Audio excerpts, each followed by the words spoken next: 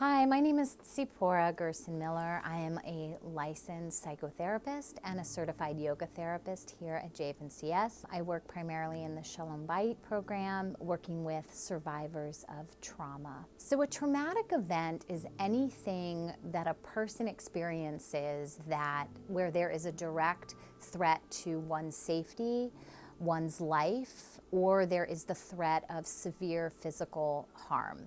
Trauma is subjective, meaning that it's really determined by the person who experiences it.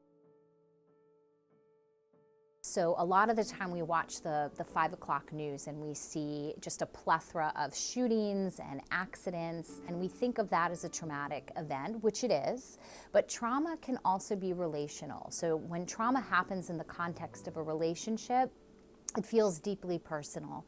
And it can be any time a person has felt unloved, invalidated, unseen, unheard, abused. And so that is relational trauma. And then there is the actual trauma in which a person feels like there is a direct threat to their safety. So even though emotional abuse may not necessarily pose a direct threat to someone's life or their physical safety or well-being.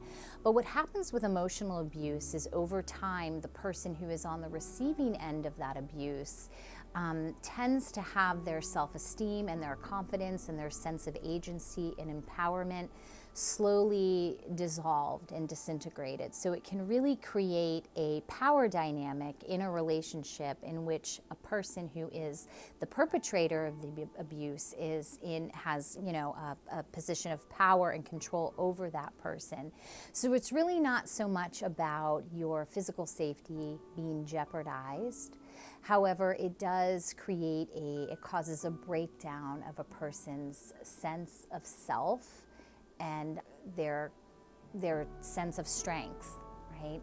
And their sense of resiliency. So if you or someone you know is suffering with either a mental health challenge or has experienced a traumatic event, please reach out and call us. We have wonderful clinicians here who are trained in many different modalities, who can provide you with some really high quality counseling and would love to be a part of your healing journey.